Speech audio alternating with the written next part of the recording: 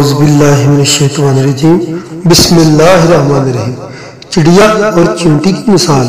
حضرت سیدنا محمد بن نعیم علیہ رحمت فرماتے ہیں، ایک مرتبہ میں حضرت سیدنا بشر حفی علیہ رحمت کی بارگاہ میں حاضر ہوا۔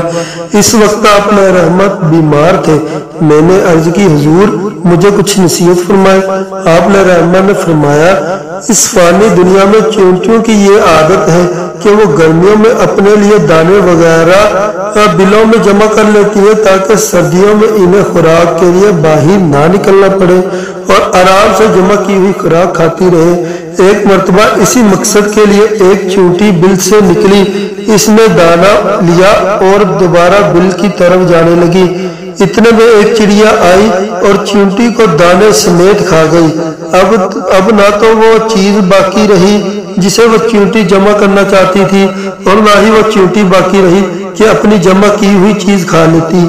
اسی طرح ہماری مثال ہے کہ ہم جو بھی ہے جمع کرنے کی کوشش کرتے ہیں کہ یہ ہم بڑھاپے میں یہ استعمال کر لیں گے، آنے والے وقت میں یہ استعمال کر لیں گے، مگر ہم اس سے پہلے ہی چلے جاتے ہیں اور جو ہم نے مال جمع کیا ہوتا ہے وہ بعد میں آنے والے لوگوں کا ہو جاتا ہے۔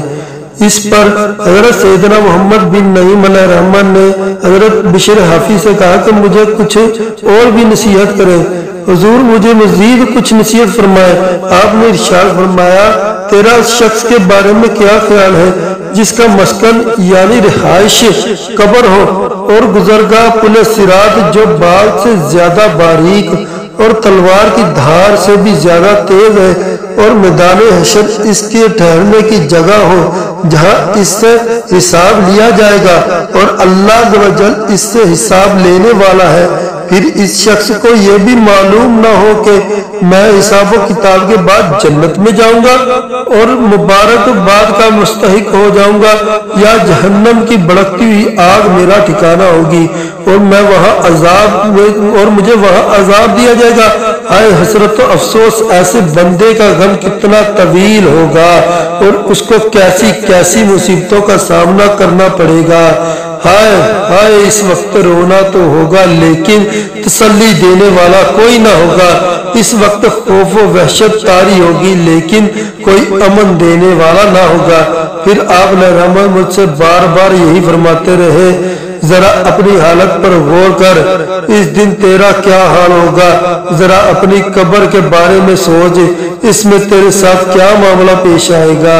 دنیا داروں سے تعلقات کم کر دے اور کبھی بھی اس بات کو پسند نہ کر کہ لوگ تیری تعریف کریں اور اپنے اعمال پر لوگوں سے اپنی تعریف سننے کی خواہش نہ کر۔ دنیاوی نام و نمودانہ چاہ عزت والا ہی جو رب عز و جل کے ہاں معزز ہے اور جو اللہ رب ال کے ہاں ذلیل ہے، بظاہر وہ دنیا میں کتنا معزز ہو، حقیقتاً وہ ذلیل ہے۔ اے ہمارے پیارے اللہ عز و جل، ہمیں دنیا آخرت میں عزت عطا فرما، آمین۔ ہر عمل اپنی رضا کی خاطر کرنے کی توفیق عطا فرما۔ حب دنیا اور مال و دولت کی حرص سے ہمیں محفوظ رکھ۔ قبر و حشر، حساب و کتاب اور برزخ کی تمام معاملات میں ہمارے ساتھ آسانی اور نرمی والا معاملہ فرما۔ یا اللہ عز و جل، تو تو غفار ہے اور ہمارے پلے کچھ بھی نہیں۔ اے ہمارے پروردگار، تجھے تیرے پیارے حبیب حضرت محمد مصطفیٰ صلی اللہ علیہ وسلم کا واسطہ ہمیں بے سبب بخش دے اور ہم پر اپنا خصوصی رحم کرم فرما، آمین۔ بجاہ النبی الامین، صدق اللہ العظیم و صدق رسولہ الکریم۔